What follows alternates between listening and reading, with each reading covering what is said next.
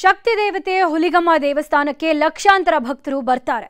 ಭಕ್ತರಿಗೆ ತೊಂದರೆ ಆಗಬಾರದು ಅನ್ನುವ ಕಾರಣಕ್ಕೆ ಬೀದಿ ಬದಿಯ ವ್ಯಾಪಾರಿಗಳ ಅಂಗಡಿಯನ್ನ ತೆರವುಗೊಳಿಸಿದ್ದಾರೆ. ಬೀದಿಯಲ್ಲಿ ಸಣ್ಣ ಪುಟ್ಟ ವ್ಯಾಪಾರ ಮಾಡಿಕೊಂಡು ಜೀವನ ನಡೆಸ್ತಾ ಇದ್ದ ಜನರು ಈಗ ಬೀದಿಗೆ ಬಿದ್ದಿದ್ದು ಹೋರಾಟ ಶುರು ಮಾಡಿಕೊಂಡಿದ್ದಾರೆ. ಬೀದಿ ಬದಿ ವ್ಯಾಪಾರಿಗಳಿಗೆ ಕಷ್ಟವಾಗಿದೆ ಜೀವನ. ರಸ್ತೆ ಬದಿ ವ್ಯಾಪಾರ ಇಲ್ಲದೆ ಜೀವನವೇ ನರಕ. ಕೊಪ್ಪಳ ತಾಲೂಕಿನ ಹುಲಿಗಿಯಲ್ಲಿ ಆದಿಪರಾಶಕ್ತಿ ಖ್ಯಾತಿಯ ಹುಲಿಗಮ್ಮ ದೇವಸ್ಥಾನಕ್ಕೆ ಪ್ರತಿ ಹುಣ್ಣಿಮೆ ಹಾಗೂ ಮಂಗಳವಾರ, ಶುಕ್ರವಾರ 3 ಲಕ್ಷಕ್ಕೂ ಅಧಿಕ ಜನ ಭಕ್ತರು ಆಗಮಿಸುತ್ತಾರೆ. ಕರ್ನಾಟಕ, ಆಂಧ್ರ, ತೆಲಂಗಾಣ ಹಾಗೂ ಮಹಾರಾಷ್ಟ್ರದಿಂದ ಬರುವ ಭಕ್ತರು ಜನಸಂದಣಿಯಲ್ಲಿ ತೆರಳುತ್ತಾರೆ. ಅಕ್ಟೋಬರ್ 7ರಂದು ಸೀಗೆ ಹುಣ್ಣಿಮೆ ದಿನ ಅಪಾರ ಭಕ್ತರು ಆಗಮಿಸಿದ್ರು. ಆಗ ಕಾಲ್ತುಳಿತ ಕೂಡ ಉಂಟಾಗಿತ್ತು. ರಸ್ತೆಯಲ್ಲಿ ವ್ಯಾಪಾರಿಗಳು ಒತ್ತುವರಿ ಮಾಡಿರೋದ್ರಿಂದ ಕಾಲ್ತುಳಿತ ಅನ್ನೋ ಆರೋಪ ಕೇಳಿಬಂದಿತ್ತು. ಆ ಬಳಿಕ ಜಿಲ್ಲಾಡಳಿತ ಅಂಗಡಿಗಳನ್ನು ತೆರವುಗೊಳಿಸಿದೆ.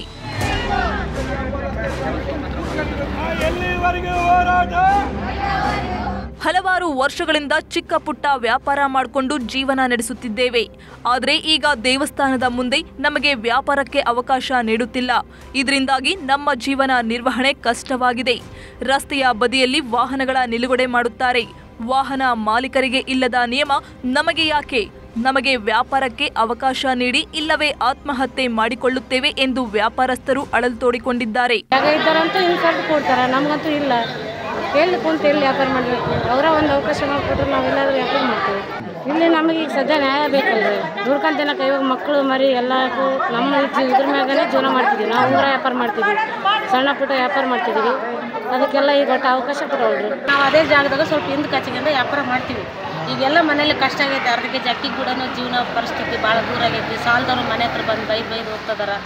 ಮನ್ಯಾಗ ಏನು ಒಂದಿದ್ರೆ ಒಂದಿಲ್ಲ. ಈಗ 2 ತಿಂಗಳು ಮತ್ತೆ ಈಗ ಹಚ್ಚಬೇಡ್ರಿ ಅಂತ ಹೇಳ್ತಿದಾರೆ ಸರ್. ಅಲ್ಲಿ ಕಳೆದ 1.5 ತಿಂಗಳಿಂದ ವ್ಯಾಪಾರವಿಲ್ಲದೆ ಸಂಕಷ್ಟದಲ್ಲಿರುವಂತಹ ಬೀದಿ ಬದಿ ವ್ಯಾಪಾರಿಗಳು ಹುಲಿಗಿ ಗ್ರಾಮ ಪಂಚಾಯಿತಿಯ ಮುಂದೆ ಪ್ರತಿಭಟನೆ ನಡೆಸಿದ್ದಾರೆ. ಕರ್ನಾಟಕ ಪ್ರಾಂತ ರೈತ ಸಂಘದ ನೇತೃತ್ವದಲ್ಲಿ ಹೋರಾಟ ನಡೆಸಿ ಬೀದಿ ಬದಿ ವ್ಯಾಪಾರಿಗಳಿಗೆ ಪರ್ಯಾಯ ವ್ಯವಸ್ಥೆ ಕಲ್ಪಿಸಿ ಎಂದು ಆಗ್ರಹಿಸಿದರು. 2 ತಿಂಗಳ ಹಿಂದನೇ ಫುಟ್ಪಾತ್ ವ್ಯಾಪಾರಿಗಳಿಗೆ ಅಲ್ಲಿ ತೆರವುಗೊಳಿಸಿದ್ದಾರೆ. ಜಿಲ್ಲಾಧಿಕಾರಿಗಳ ನೇತೃತ್ವದಲ್ಲಿ ತೆರವುಗೊಳಿಸಿದ್ದಾರೆ. ನಾವೇನು ಹೇಳ್ತಿದ್ವಿ ಅಂದರೆ, ನಮ್ಮ ಜೀವನ ನಡೀಲಿಕ್ಕೆ ತುಂಬ ಕಷ್ಟ ಆಗ್ತಿದೆ. ಹಾಗಾಗಿ ನಮ್ಮ ಜೀವನ ನಡಿಬೇಕು ಅನ್ನೋದಕ್ಕೋಸ್ಕರನೇ ನಾವಿವತ್ತು ಮಾನ್ಯ ಅಭಿವೃದ್ಧಿ ಅಧಿಕಾರಿಗಳಿಗೆ ಮನವಿ ಮಾಡ್ತಾ ಇದ್ದೀವಿ. ದೇವಸ್ಥಾನಕ್ಕೆ ಬರುವವರಿಗೆ ಸೂಕ್ತ ಸೌಲಭ್ಯ ನೀಡುವುದು ಎಷ್ಟು ಅವಶ್ಯಕವೋ, ದೇವಸ್ಥಾನಕ್ಕೆ ಬರುವ ಭಕ್ತರಿಗೆ ಕಾಯಿ, ಕರ್ಪೂರ, ತಿಂಡಿ ತಿನಿಸು ಸೇರಿದಂತೆ ಒಂದಿಷ್ಟು ವಸ್ತುಗಳ ಮಾರಾಟ ಮಾಡುವ ಬೀದಿ ಬದಿ ವ್ಯಾಪಾರಿಗಳ ಹಿತವೂ ಕೂಡ ಕಾಪಾಡಬೇಕಿದೆ. ಈ ನಿಟ್ಟಿನಲ್ಲಿ ಜಿಲ್ಲಾಡಳಿತ ಕ್ರಮ ಕೈಗೊಳ್ಳಬೇಕು ಅನ್ನೋದು ಬೀದಿ ಬದಿ ವ್ಯಾಪಾರಿಗಳ ಆಗ್ರಹ.